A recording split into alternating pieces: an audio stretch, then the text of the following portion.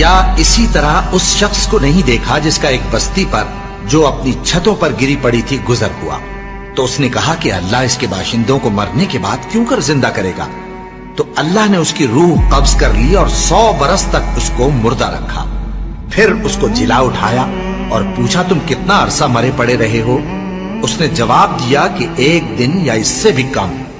اللہ نے فرمایا نہیں بلکہ 100 برس مرے رہے ہو. اور اپنے کھانے پینے کی چیزوں کو دیکھو کہ اتنی مدت میں مطلق سڑی بسی نہیں، اور اپنے گدھے کو بھی دیکھو جو مرا پڑا ہے. غرض ان باتوں سے یہ ہے کہ ہم تم کو لوگوں کے لیے اپنی قدرت کی نشانی بنائیں. اور ہاں، گدھے کی ہڈیوں کو دیکھو کہ ہم ان کو کس طرح جوڑے دیتے اور ان پر کس طرح گوشت پوست چڑھائے دیتے ہیں. جب یہ واقعات اس کے مشاہدے میں آئے تو بول اٹھا کہ میں یقین کرتا ہوں کہ اللہ ہر چیز پر قادر ہے. اور جب ابراہیم نے اللہ سے عرض کیا کہ اے پروردگار مجھے دکھا کہ تو مردوں کو کیوں کر زندہ کرے گا، اللہ نے فرمایا کیا تم نے اس بات کا یقین نہیں کیا؟ انہوں نے کہا کیوں نہیں، لیکن میں دیکھنا اس لیے چاہتا ہوں کہ میرا دل اطمینان کامل حاصل کر لے. فرمایا کہ 4 پرندے لے لو، پھر ان کو اپنے سے ہلا لو اور ان کے ٹکڑے ٹکڑے کر دو، پھر ان کا ایک ایک ٹکڑا ہر ایک پہاڑ پر رکھ دو، پھر ان کو بلاؤ تو وہ تمہارے پاس دوڑتے چلے آئیں گے. اور جان رکھو کہ اللہ غالب ہے، صاحب حکمت ہے. تو حضرت عزیر بھی اللہ کے نبی تھے.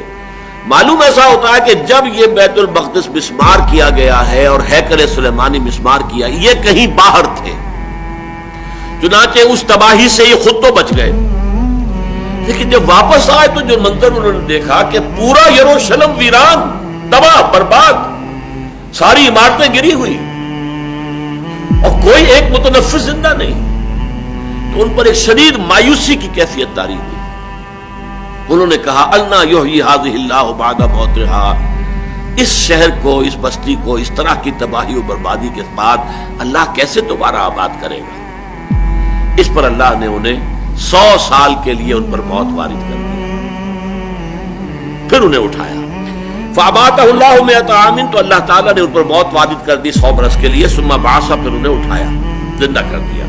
قال کم لبثت، پوچھا اللہ نے کتنے عرصے رہے؟ قال لبثت یوما او بعض یوم، عرض کیا کہ بس 1 دن یا 1 دن کا کچھ حصہ. قال بل لبثت 100 عام، اللہ نے فرمایا نہیں عزیر، تم یہاں 100 برس رہے ہو.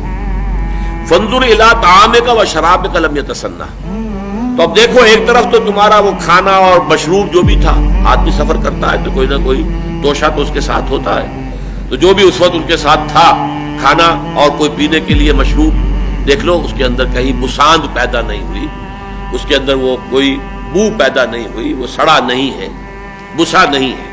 لم یتسنہ. وانظر الی حمارک، اب ایک طرف تو وہ چیزیں بھی صحیح سالم موجود ہیں، خود بھی پورے صحیح سالم جیسے جوان تھے اس وقت، ویسے کہ ویسے جوان رانا کھڑے ہو گئے، لیکن ان کی سواری کا گھڑا جو گدھا تھا اس کی ہڈیاں علیحدہ علیحدہ پڑی ہوئی ہیں اور بوسیدہ ہوئی ہوئی ہیں، نہ کھال ہے نہ گوشت کا کوئی وجود ہے، ڈھانچہ ہے اور وہ بھی بکھری ہوئی ہڈیوں کا ڈھانچہ. فرمایا وانظر الی حمارک، اب ذرا دیکھو اپنے اس گدھے کو. وَلِنَجْعَلَكَ آیَةً لِلنَّاسِ، اور یہ اس لیے کہ ہم تمہیں ایک نشانی بنا دیں لوگوں کے لیے. اصل میں یہ بہت بڑی نشانی بن گئے نا، اس لیے کہ لوگوں کے سامنے جب یہ آئے تو دنیا حیران رہ گئی، یہ عزیر کہاں سے نکل آئے، یہ 100 برس کہاں رہے. پھر چونکہ وہ حافظ تھے اور سب کو معلوم تھا کہ عزیر ہمارے حافظ تھے، اب ان کا آ جانا منظر عام پر تو گویا کہ تورات انہوں نے جیسے بھی اپنے حافظ سے مرتب کروائی، انہی کے ذریعے سے ایک نشأت ثانیہ حاصل ہوئی، انہی کی دعوت تجدید و اصلاح کے نتیجے میں دوبارہ دینی روح اور روحانی جو ہے ایک جذبہ بیدار ہوا یہود کے اندر، جس سے کہ وہ مملکت مکابی جو ہے اس کی بنیاد پڑی. یہی وجہ ہے کہ یہود کا ایک طبقہ ان کو اللہ کا بیٹا کہتا رہا. یہ جو قرآن میں آتا ہے قالت الیہود عزیر ابن اللہ وقالت النصارى المسیح ابن اللہ، تو یہ عقیدہ ان کا سارے یہودیوں کا نہیں ہے، لیکن یہود کا ایک طبقہ ان کو بھی ان کی اسی عظمت کی وجہ سے کہ ان کی نشأت ثانیہ دوبارہ دنیا میں عزت اور ثروت اور اپنی جو دنیا میں اقتدار انہیں حاصل ہوا ہے، سلطنت اور سطوت، تو وہ ان کے ذریعے سے ہوا، اس لیے وہ خدا کا بیٹا. قالت الیہود عزیر ابن اللہ، یہ تو اللہ کے بیٹے ہیں، بہت مقدس ہے. تو اب دیکھو اے عزیر، وانظر الی حمارک، اپنے گدھے کو، وَلِنَجْعَلَكَ آیَةً لِلنَّاسِ، اور یہ تو اس لیے سب ہم نے کیا کہ تمہیں دنیا والوں کے لیے لوگوں کے لیے ایک نشانی بنا دے. وانظر الی العظام کیف ننشزھا، اب دیکھو تمہاری نگاہوں کے سامنے ذرا ہڈیوں کو کیسے ہم انہیں اٹھاتے ہیں. یعنی وہ ہڈیاں اٹھ کر جڑ کر اور ایک ڈھانچہ پہلے بن گیا، جیسے کہ کسی بھی جانور کا ڈھانچہ جو ہے کھڑا ہوا آپ کے سامنے. جو بایولوجی کے میوزیمز ہوتے ہیں، زیولوجی کے، وہاں کھڑے ہوتے ہیں ڈھانچے. ڈینوسور کا ڈھانچہ کھڑا ہے اور یہ شیر کا ڈھانچہ کھڑا ہے، وہ ڈھانچہ ہو گیا. کیف ننشزھا، کیسے ہم اسے اٹھاتے ہیں، ابھارتے ہیں. ثم نکسوھا لحما، اور پھر دیکھو کیسے اس کے اوپر ہم گوشت چڑھاتے ہیں، پٹھے وجود میں آ گئے.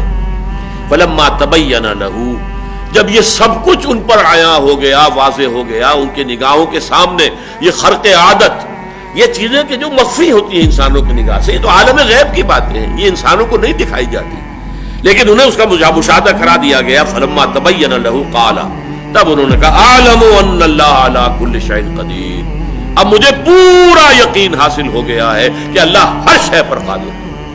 یعنی جب اللہ قادر ہے، مجھے 100 سال زندہ مار کر اس نے زندہ کر دیا، میری نگاہوں کے سامنے بوسیدہ جو ہڈیاں تھیں منتشر پھیلی ہوئی، انہیں جوڑ کر ایک اس کی ہویولے کی ڈھانچے کی شکل دی، اس کے اوپر گوشت بھی چڑھا دیا، کھال بھی آ گئی، زندہ چلتا پھرتا گدھا میری نگاہوں کے سامنے آ گیا.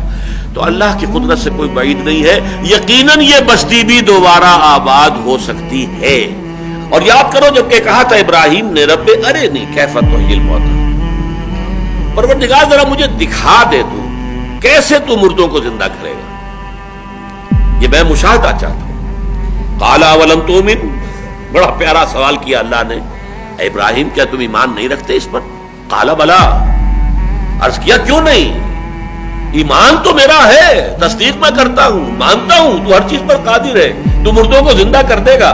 ولکن لیطمئن قلبی، لیکن ذرا میں چاہتا ہوں کہ میرا دل پوری طرح ٹھک جائے. اطمینان اسے کہتے ہیں کہ سکون کی کیفیت ہو اور اس میں کوئی اتار چڑھاؤ نہ رہے.